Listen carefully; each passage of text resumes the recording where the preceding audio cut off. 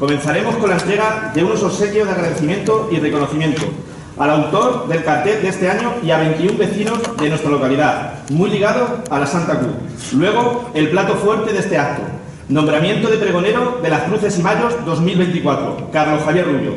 Para finalizar el acto y después de que este sea cerrado por la alcaldesa de Villanueva de los Infantes, la Asociación Folclórica Cruz de Santiago pondrá el broche de oro con una breve actuación.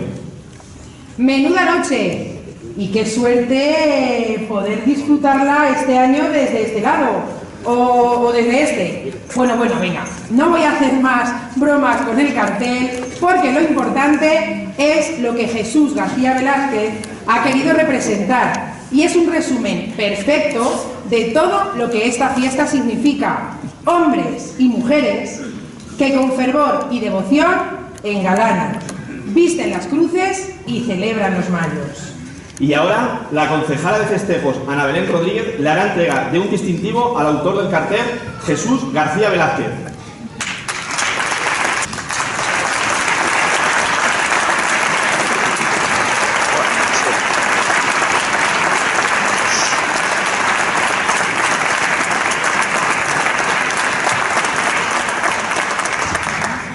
Las tradiciones de un pueblo son como hilos que tejen su identidad y fortalecen su espíritu.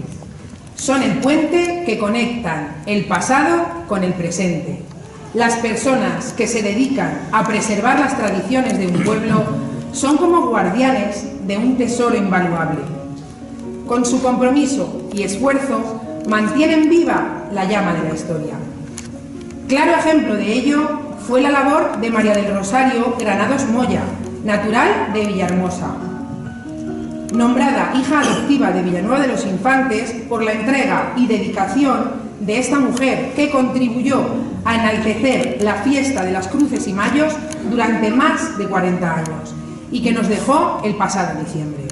Para ella y para todos sus familiares que la acompañaron durante todos esos años, les pedimos un fuerte aplauso. Como bien dices, muchas de las cruces que se conservan en Infantes son gracias al mantenimiento que hacen muchas familias en sus casas o capillas, de manera desinteresada. Por eso hoy el Ayuntamiento y el pueblo de Infantes quieren reconocer su labor. La alcaldesa y la concejala de festejos harán entrega de un distintivo a todos los que nombraremos para que suban al escenario. José Luis Molina Martínez, Cruz Colorada.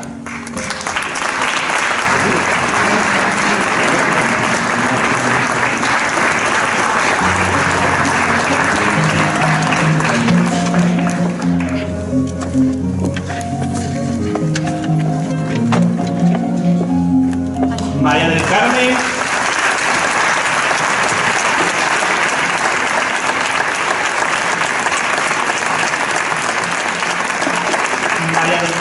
Gutiérrez Calzada, Cruz de Rosillo.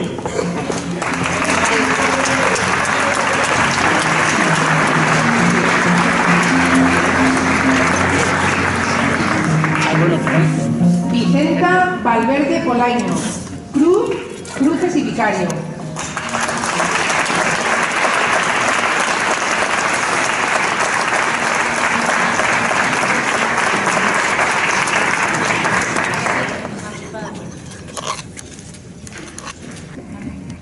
Tomasa Martínez Migallón, Cruz Calle Nietos.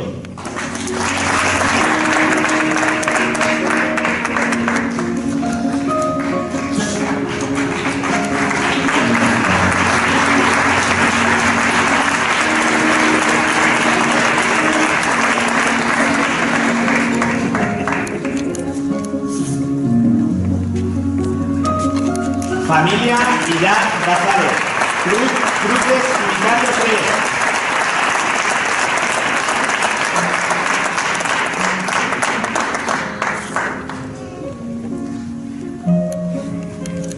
María Ángeles Hernández Auñón, Cruz Verde.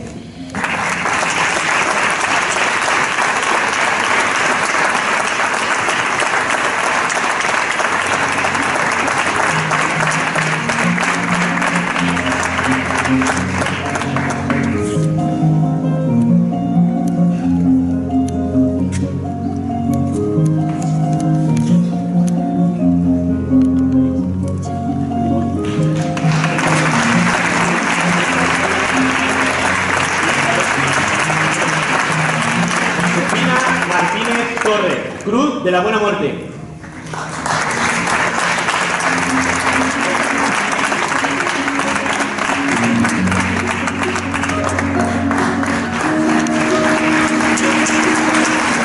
José Nieto Molina, Cruz del Puente Malena.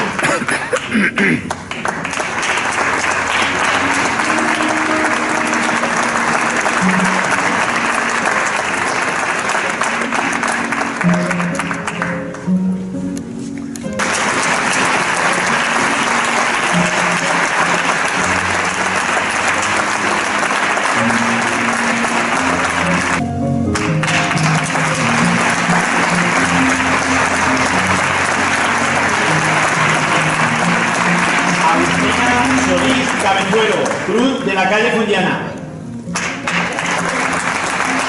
Jesús Pérez Lucas, Cruz de Cascorro.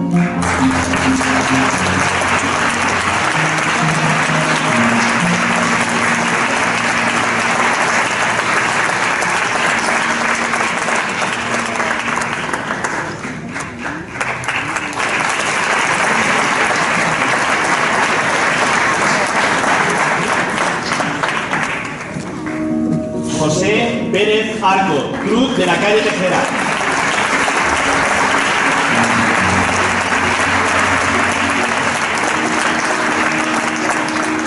Carmen Pérez Valverde, Cruz del Siglo.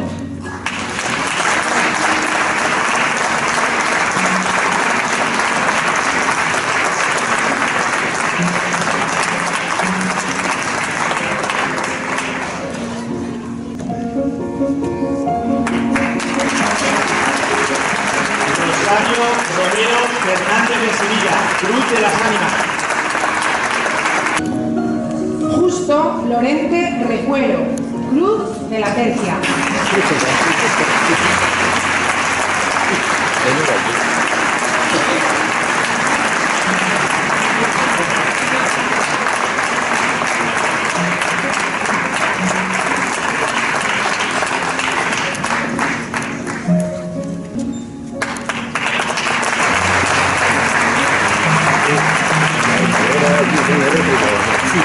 Mercedes Castellanos Moya, Cruz de San Antonio. Francisco García Castellanos, por la importante labor de grabación de nuestras fiestas más tradicionales y en especial las cruces de los mayos.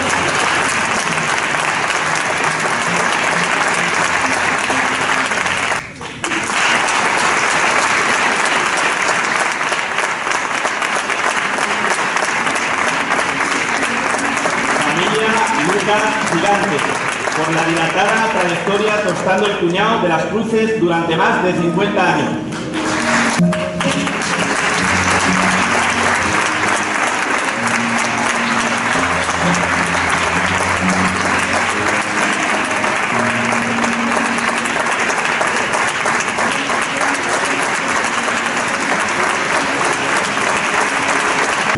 Doña Carmen María Montalbán, señora concejala de festejos, doña Ana Belén Rodríguez, señores concejales, Carlos Martín de la Leona, diputado provincial, Raúl Valero, señor senador, teniente de la Guardia Civil, teniente de la Policía Local, dignísimas autoridades civiles y religiosas, familiares, amigos, paisanos y visitantes. Buenas tardes a todas y a todos. En primer lugar, quiero darles las gracias por honrar con su presencia este solemne acto, en el que para este año nuestro ilustre ayuntamiento ha depositado su confianza en mí para abanderarlo, para ser quien les anuncie a ustedes que vamos a dar comienzo a nuestra querida fiesta de las Cruces y Mayo. Una fiesta que tiene la misma solera, aroma y sabor que el buen vino, el vino añejo, ese que no conoce otro ingrediente que el pozo paciente de los años. ¿Por qué es así? Porque las Cruces de Mayo es una fiesta que acompaña al infanteño desde que nace. Aún recuerdo la sorpresa que me causaba, siendo un niño, ver abiertas las capillas de mi barrio de la Trinidad en primavera, con sus cruces adornadas con telas y flores, con sus señoras peanas acercándonos las bandejas de puñado, y cómo los niños nos las ingeniábamos para ser los primeros en coger, para cazar las palomitas y los anisetes, y también algunos conguitos y lacasitos, porque nunca faltaban cruces de esas, con plomada de alarife, con bandejas con más surtido que la tienda de los Mancebo. Recuerdo la fascinación que me causaba verlas abiertas a la mañana siguiente, de camino al colegio, solitarias, ya sin el jolgorio de la noche, y mi incredulidad de que esas peanas no hubieran dormido. A los pocos años empecé a montar mi propia cruz. En una pared de portal de la casa de vecinos donde vivía, en la calle de los Nietos, colgaba la cruz de madera que llevaba en las procesiones de Semana Santa y bajo ella montaba un altarcillo. Buscaba en las cuadras y cámaras cualquier cosa que me pudiera valer. Unos clavos viejos, unas tenazas, un martillo bellota. En el corral arrancaba algún manojo de espigas de gato, incluso algunos cardos y ortigas, que para mí también valían como elementos de la pasión. Mi madre y las vecinas de mi casa celebraban mi iniciativa, aunque no tanto cuando descubrían que también había acudido a coger flores al rosario. De la infancia pasé a la adolescencia y con ella empecé a salir de cruces con la pandilla. A media tarde ya íbamos de cruz en cruz, con el vasito de ponche en la mano, bebiendo a sorbos y de cuando en cuando haciendo equilibrios con los bordillos de las aceras para comprobar que podíamos echar un trago más. También llegué a salir un año de cruces y de mayos, en una rondalla de chicos y chicas que se bandurrian, con pocas guitarras, poco repertorio y poca vergüenza, hacíamos nuestra humilde interpretación del mayo a las damas. No sabíamos nada de canto, ni teníamos ni idea de qué era un mirador, pero eso sí, despertábamos a padres y vecinos y no terminábamos de dar la lata hasta ver bien fuera el sol. Más tarde llegó la universidad y mi residencia en Ciudad Real no me impidió coger el autobús y excusarme de las clases por un día para volver a las cruces y para traer a escondidas a la novia, para que conociera el pueblo y la fiesta. Después llegó el trabajo y la familia, y llegó el destierro, y las posibilidades de volver el día de la cruz pues se hicieron remotas. No obstante, con la fiesta siempre presente, hice por conocerlas en aquellos pueblos cercanos a mi nuevo hogar, o en aquellos otros que han movido la fiesta al fin de semana.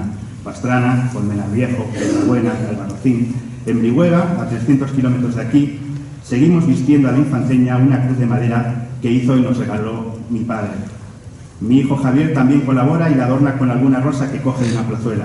Mi pequeño Javier ya es un mocete, en unos días va a cumplir 7 años y mañana conocerá por primera vez nuestra fiesta, con la ilusión y la esperanza de que podremos volver a verlas el año que viene. Porque hemos de saber que la fiesta se renueva en nuestros hijos y hemos de procurar que vivan esas experiencias, ya que en ellas son los recuerdos que quedarán en ese mañana en el que nosotros no estaremos.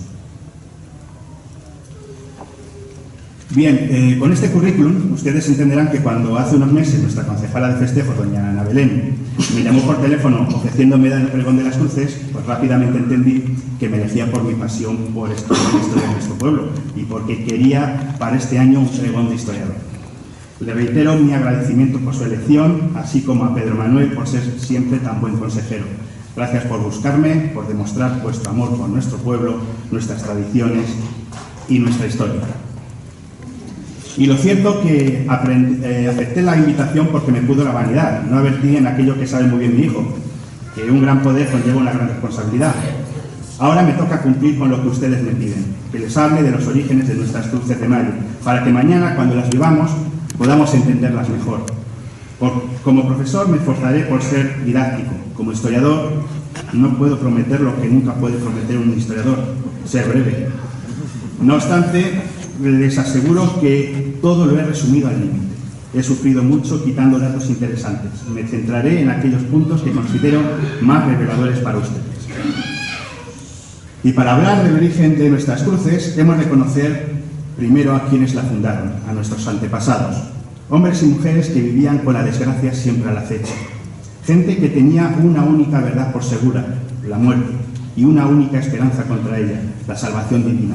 Mujeres que tenían que soportar y acostumbrarse a sentir el dolor de la pérdida de sus hijos, a contraer matrimonio lo más pronto posible para poder asegurar una descendencia. Cada cruz tiene su motivo, su porqué. Sería interminable contar la historia de todas, pero sí os hablaré de 3 historias que se hacen comunes para muchas de ellas. En primer lugar, les contaré la historia de nuestros viacruces, porque algunas de nuestras cruces nacieron pegadas a aquellos caminos que los frailes franciscanos o los cofrades de la Veracruz eligieron en nuestro pueblo para simular el trayecto que Cristo hizo con la cruz a cuestas en su camino hacia el Monte Calvario. El Via Crucis que más recordamos es aquel que desde la iglesia de San Francisco, aquella que estuvo en la Fuente Vieja, recorría la actual calle de Isbarón en dirección a la calle Tejeras, en lo antiguo un sendero pegado a las últimas tapias de las huertas de nuestro pueblo. De este Via Crucis hemos heredado 3 cruces, que se visten en mayo y que en su día estuvieron alineadas. La más conocida de ellas es la llamada Cruz de Cascorro, que marcaba la 7ª estación, la de la segunda caída de Jesús. Otra cruz de este recorrido era la Cruz de la Oliva, que marcaba la 6ª estación, la del encuentro de la Verónica. Y otra la llamada Cruz de los Emilios, que seguramente fuese la 5ª, la del Cirineo. Este Via Crucis acababa y tenía su calvario a las afueras de nuestro pueblo, junto al camino de Montiel y a la ermita de San Juan. Allí se encontraban las 3 últimas estaciones, las de la crucifixión, la soledad y el sepulcro, un lugar que fue enaltecido a principios del siglo XVIII con la construcción de una ermita que los infanteños llamaron del Calvario, donde se veneró un hermoso crucificado, el Santísimo Cristo de Jamir. Otro calvario en nuestro pueblo, y mucho más antiguo, del que hoy no queda recuerdo, fue el que se levantó en lo alto del Cerro de la Mora, cerro cuyo aspecto pedregoso hizo recordar a nuestros antepasados al monte Gólgota. En tiempos de Cervantes, este cerro estuvo coronado por unas cruces que llegaron a marcar el final de 2 Via Crucis. El más primitivo daba comienzo en el mismo pie del cerro, donde existía una pequeña capilla que señalaba la primera estación, la de Cristo sentenciado a muerte por Poncio Pilatos. En esta capilla se veneró la imagen de un ece homo ensangretado y abatido, sentado en el banco de los acusados, momentos antes de cargar con la cruz. Aquel Cristo fue muy querido por los infanteños, recibía ofrendas y a veces era sacado en procesión para implorar la lluvia. Incluso la capilla llegó a convertirse en ermita y a tener un ermitaño que con un par de tablillas recorría las calles de nuestro pueblo pidiendo limosna. A este Cristo los infanteños le dieron el cariñoso nombre de Jesús sentado, porque estaba en esa postura. Sin embargo, a principios del siglo XVIII ya se había trazado otro Via Crucis hacia el Calvario de la Mora, un Via Crucis más largo y más verosímil con la historia. Y este otro reemplazó al anterior, y en su comienzo se levantó a principios del siglo XIX otra ermita con otro ece homo, que al no estar sentado como aquel, los infanteños decidieron llamarle Jesús en pie. Hoy, esta ermita sigue siendo, y aunque ya no la preside un ece homo, sino un nazareno, milagrosamente la sede de nuestros actuales Via Crucis.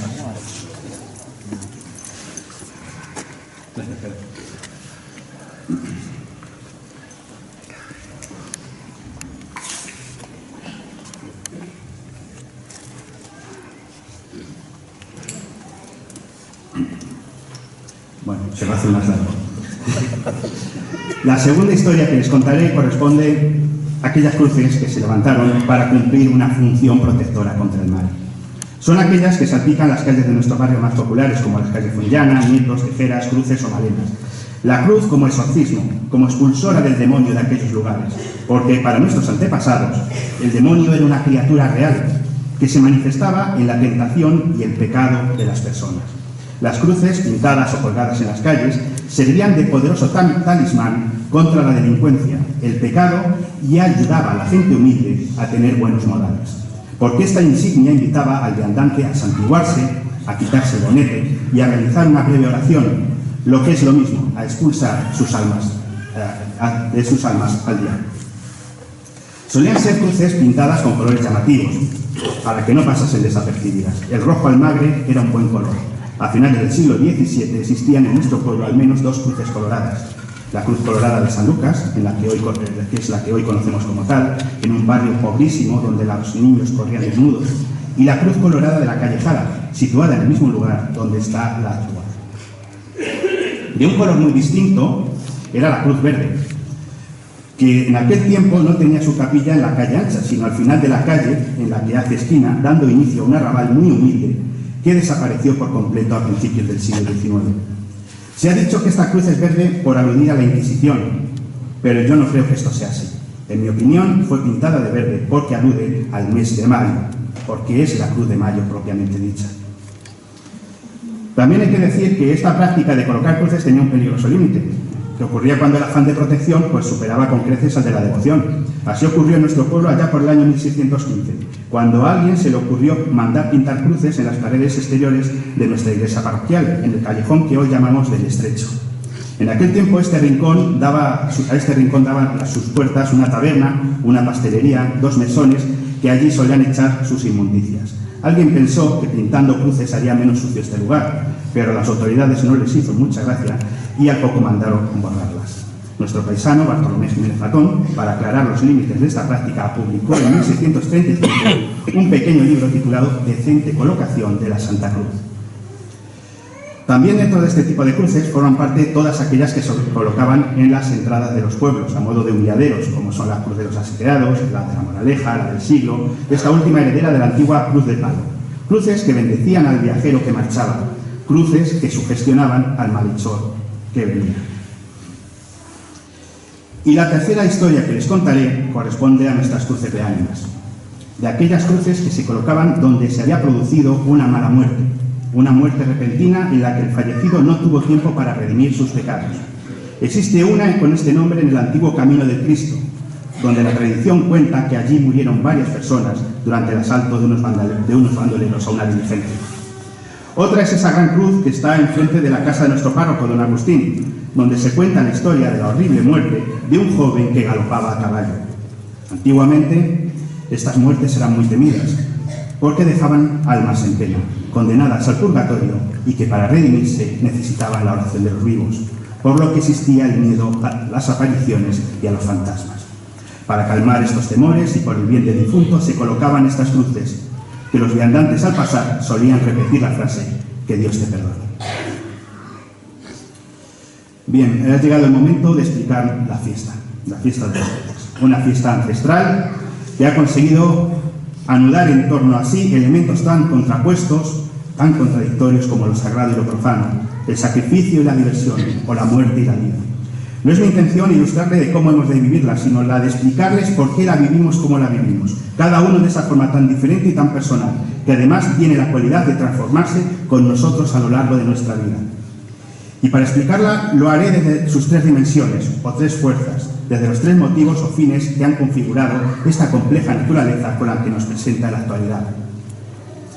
Y la primera fuerza que les explicaré, por ser la más primitiva, es la del amor. Es una fuerza procedente de aquel tiempo remoto en el que los ciclos de la vegetación marcaban el calendario, a cuando el mundo se entendía de forma dual, bipolar, como es el día contra la noche o la vida contra la muerte. Durante milenios, los humanos mantuvimos dividido el año en solo 2 mitades.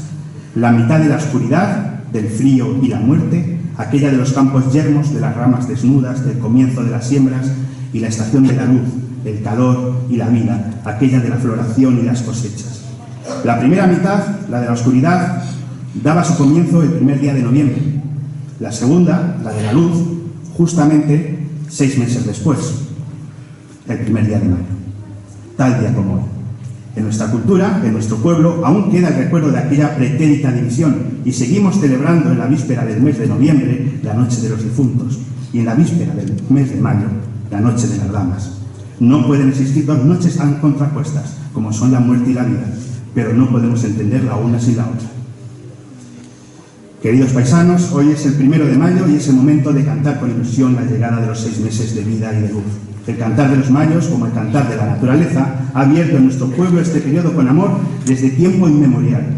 El documento más antiguo que hasta hoy conozco que hable de los cantares de mayos en nuestro pueblo data del año 1620. Y por él sabemos que en aquel tiempo ya era tratada como una tradición y que la celebrábamos de una forma muy similar a como lo hacían o como nos lo han contado nuestros abuelos. El principal matiz lo encontraríamos en el tono, ya que en el siglo XVII algunos paisanos nuestros la consideraban una actividad de mal gusto y a erradicar, pero poco podían hacer las autoridades ante algo sostenido por la ley de la costumbre. No obstante, se consiguió que fuera preciso pedir licencia, o bien que las coplas se cantasen en el atrio de la parroquia de San Andrés o en la grada del ayuntamiento para demostrar la honestidad de sus intenciones.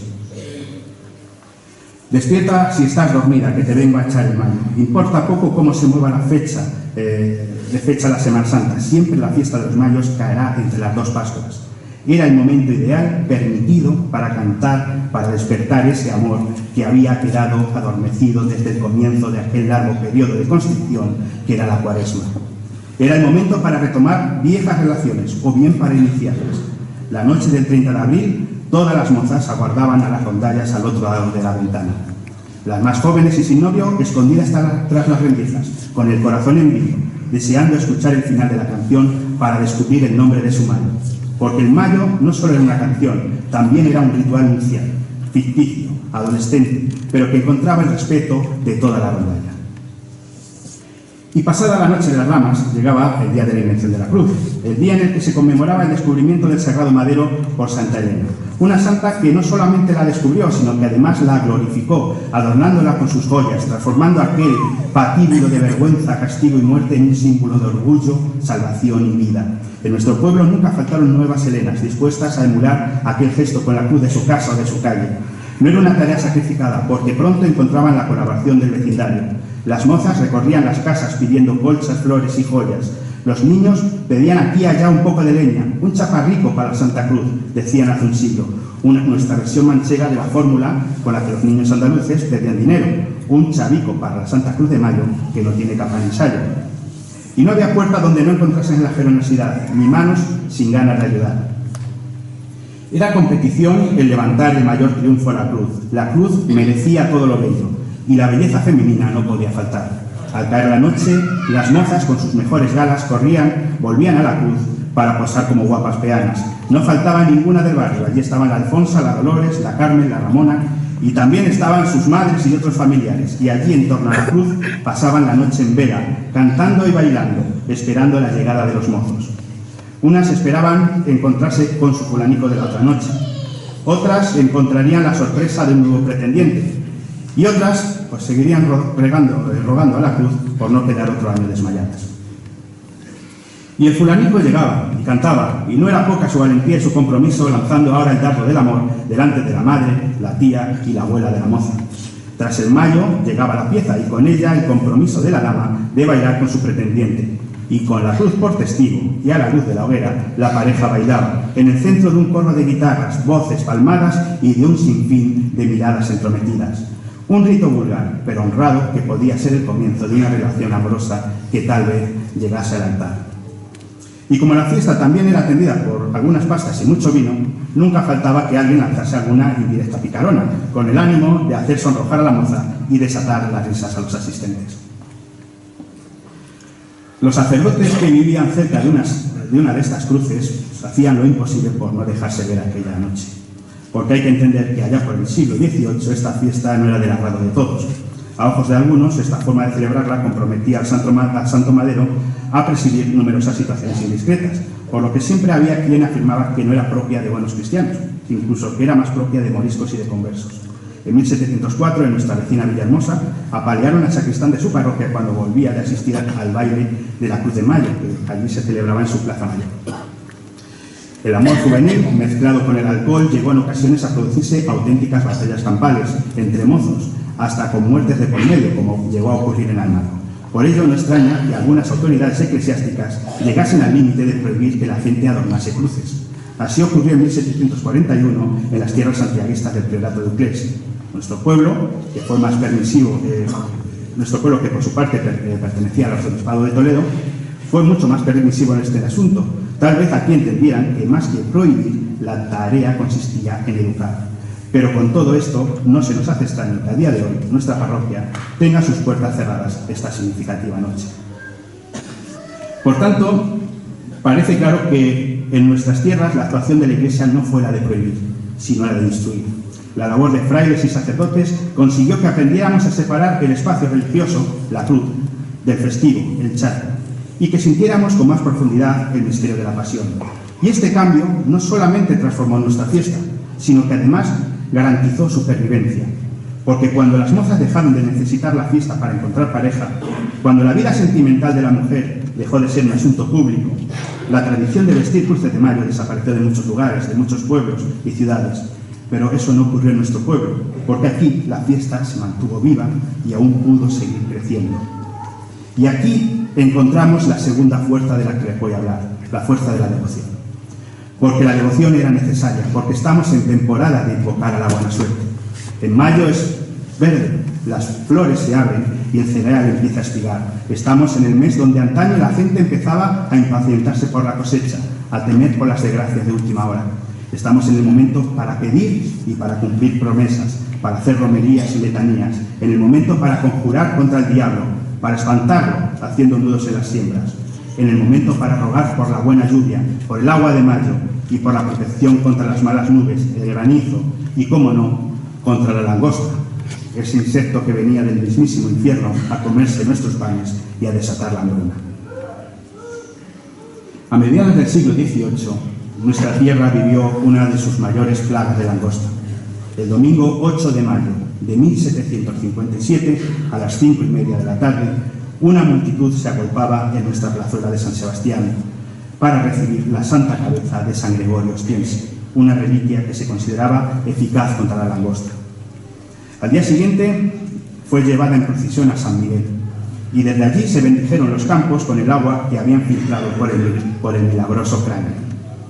Nuestro pueblo guardó más de esta agua bendita y declaró a San Gregorio como santo de devoción local, pero nada de ello dio resultado. Un desgarrador testimonio de un sacerdote infantero nos cuenta cómo la langosta, después de arrasar las labores, entró en las casas a comerse todo lo que en ellas se guardaba. Mucho antes, en mayo de 1670, padecimos otra cruel plaga. Como remedio, Pedro Mejía, maestro carpintero, talló una cruz grande de madera que fue llevada en procesión al mismo sitio, a San Miguel, donde fue clavada y vistosamente adornada con cintas de seda de colores.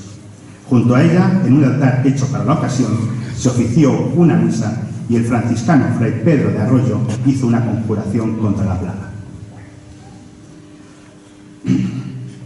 Las eras de San Miguel,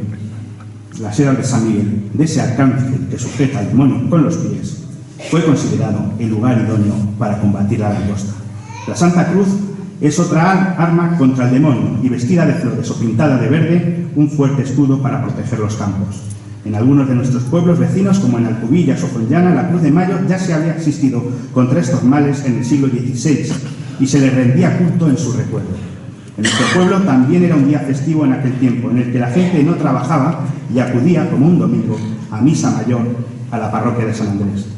Aunque a mediados del siglo XVIII se dio permiso para trabajar este día, seguía siendo obligada la asistencia a misa y a que los comerciantes tuvieran que mantener sus tiendas cerradas desde el primer aviso de campana hasta que terminase la ceremonia. Estas misas, que se celebraban en nuestra parroquia el 3 de mayo, acabaron presididas por una bellísima cruz relicario que fue traída de Roma en 1724, hace ahora justo 300 años. Según la describieron, era de un valor incomparable, de poco más de 1 metro de alto, con remates y destellos de plata y con una hermosa peana de vano negro. A lo largo de los brazos de la cruz, entre piedras preciosas, se ordenaban medio centenar de reliquias, entre ellas una astilla de la Veracruz, que podían verse detrás de unos óvalos de cristal con sus ribetes de plata. Como es sabido, esta joya fue una más de las que tristemente se perdieron en nuestra guerra civil. Pero la devoción a la cruz no era algo propio solamente de los eclesiásticos, también llegaba al resto de la población. La piedad popular hizo que muchas de nuestras cruces fueran embellecidas a lo largo de los siglos XVII y XVIII, dotadas de relicarios y bellas peanas, que recibiesen pequeñas capillas para preservarlas de las inclemencias y para alejarlas de la vulgaridad. En el caso de tener capilla, se dejaron unos pequeños ventanucos en las puertas para que los fieles pudieran dirigir sus súplicas. Porque no todo era el ruego por la cosecha, también se pedía por la salud, por el familiar ausente y, cómo no, por el amor y la fecundidad. Amuleto contra las desgracias, nuestros antepasados sabían bien que la cruz era el signo de la victoria y el signo para la victoria. In hoc signo vinces, con este signo vencerás, se solía repetir. Pero nuestros antepasados también dejaron escrito a cincel, en los viejos dinteles de molir de nuestras casas, a los lados de la cruz, otro anagrama en latín, con un mensaje mucho más inquietante. Dice: vivere mori, mori vivere. Una consigna que nos aconseja a estar siempre preparados para la muerte, porque así conseguiremos la vida eterna. Porque la cruz, como testimonio del sacrificio de Cristo, es la garantía de la vida celestial, y para ganarla solo es preciso alcanzar la buena muerte, aquella que está libre de pecado, aquella que ha podido recibir la extrema unción. En el siglo XVIII, el último tramo de la calle ancha recibía el nombre de calle de la muerte, por estar al final de ella una cruz que procuraba el bien morir a quien la solicitaba. En ocasiones era llevada a casas para acompañar al agonizante, y se decía que al volver a su capilla pesaba como plomo, porque cargaba con los pecados del fallecido. Aún recuerdo con detalle la noche de cruces, de hará 20 años, cuando Juana la Barrera y su esposo Gargampio me permitieron alzar el sudario de su cruz para poder leer lo que en ella había escrito. El mensaje me turbó. Ponía: esta santa cruz conserva el sitio de la muerte. Me desconcertó que celebrase la muerte y no la vida. Después recordé que para el infanteño la muerte es vida, porque nuestra vida no es más que un sufrido camino hacia la eternidad. Y no es un mensaje antiguo. Recuerden la cruz ganadora del año pasado, San Sebastián, cómo representaba el serpenteante camino de la vida, con sus alegrías y sus penas, y al final del camino la cruz, como esperanza de una vida celestial. Y esta es una de las particularidades de nuestra fiesta. Aunque en nuestro pueblo también vestimos cruces de verde y de tela, como en muchos lugares, podemos encontrarnos con otras de carácter piadoso y moralizante, que reflejan el sufrimiento de la humanidad, la guerra, la tentación, que muestran la vida como un vía crucis y la muerte como una salvación. Cruces que celebran nuestra constante penitencia, nuestra vida de constricción y dolor, del mismo modo que celebramos el sufrimiento y la muerte de Cristo como la preciada flor del santo agua, aquella que nos ha regalado la vida eterna. De esta forma, la fuerza de la devoción, sin la ayuda del amor, hizo más profunda y ferviente nuestra fiesta, pero también le dio un sacrificio mayor para quien la vestía, al quedar los mayordomos solos sin la ayuda de los niños en el cumplimiento de su promesa. Por eso se hizo preciso que la fiesta siguiera transformándose, porque nuestras cruces se han levantado siempre con la colaboración de todos, porque sigue siendo necesario que cada uno de nosotros aportemos nuestro particular chaparricos. Y de esta manera fue llegando la última de las fuerzas que empujan nuestra fiesta, la fuerza de la identidad. El año que viene se cumplirán 50 años de un pequeño acontecimiento que marcó el inicio de un importante cambio. En abril de 1975, un grupo de amigos que habían fundado un periódico llamado Balcón de Infantes, viendo la necesidad de darle nuevos impulsos a la fiesta, instó a la colaboración para que se organizasen concursos de cruces y mallos. No era la primera vez que alguien había lanzado la propuesta, e incluso los jóvenes ya habían celebrado algún que otro festival de primavera. Pero esta vez el alcalde, que a la sazón era don Francisco Muñoz Patiño, comprendió la necesidad y convocó al año siguiente el primer concurso formal. Lo importante de esta anécdota es que por primera vez en la historia nuestras instituciones tomaban la firme decisión de fomentar la fiesta, después de un largo periodo de indiferencia y de un pasado caracterizado por obstaculizarla. Y después vino mucho más, porque que de todos es sabido. Por ejemplo, se declaró el 3 de mayo día festivo local, en 1987 se empezó a vestir la Cruz del Pueblo, o en 1992 comenzaron los pregones de cruces, como el que estamos ahora mismo. Y es importante que sigamos teniendo en cuenta la fuerza de la identidad, porque ella no habla de la religión ni del amor, habla de nosotros, los infanteños, como comunidad que vive y siente una experiencia común. Es una fuerza que ha conseguido que nuestras cruces sean decoradas con mayor originalidad, que nos atemos pañuelos de hierbas al cuello, que las peanas vistan trajes regionales y que la tradición se folclorice. Este año se le ha querido dar a nuestra fiesta una distinción extraordinaria, porque celebramos el 25 aniversario de su declaración de interés turístico regional, un título que llevábamos peleando desde 1988, cuando perseguíamos la curiosa quimera de encontrar con este título más apoyos económicos por parte de las instituciones. Y con estas últimas notas acaba mi breve interpretación de nuestras cruces de mayo. En resumen, creo que los infanteños a lo largo de los tiempos hemos sabido adaptar nuestras fiestas a las exigencias de cada momento.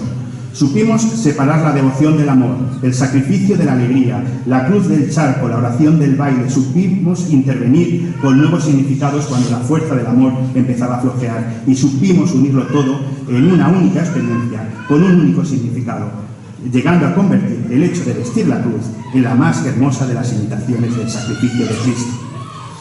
Y como ejemplo de todo esto, dejo a todos ustedes para que lo comprueben a partir de mañana, para que vuelvan a peregrinar de cruz en cruz, cuando vuelvan a coger el puñado y a escuchar la melodía del mayo.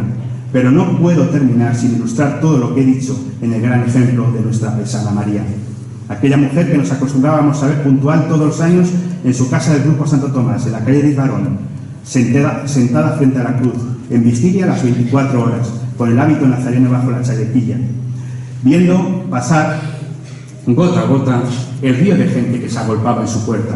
Su silueta a la sombra de la cruz parecía ajena al bullicio de la calle, a las risas y los chismorreos del charco, al ir y venir de las rondallas, a los vasitos de ponche tirados y arrugados junto a las ascuas del turro.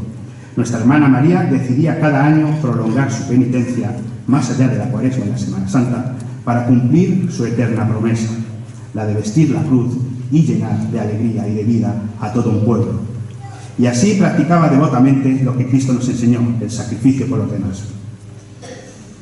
Y porque las cruces de mayo nos acompañan a los infanteños hasta que morimos, este año María no estará al pie de la cruz, porque ya está posando en su cima, empezando a vivir, porque ha llegado al final del camino y ha encontrado la esperanza cumplida, ha acabado un camino abierto y asentado por las pisadas de cientos de infanteños, antiguos y modernos, un camino que nunca quedará vacío, porque como la primavera, nuestras cruces volverán año tras año, y serán nuevos pasos los que dejarán nuevas huellas. Serán los mismos campos, pero serán otras las flores que nacerán. Que la cruz nos siga abrazando cada primavera, que nos dé raíces que nos unan a nuestra tierra y ramas para que unos y otros nos alcancemos por muy lejos que quedemos. Que nuestros frutos, nuestros hijos, sepan encontrar el amor por esta fiesta, para que la devoción y la tradición vivan por siempre. Muchas gracias.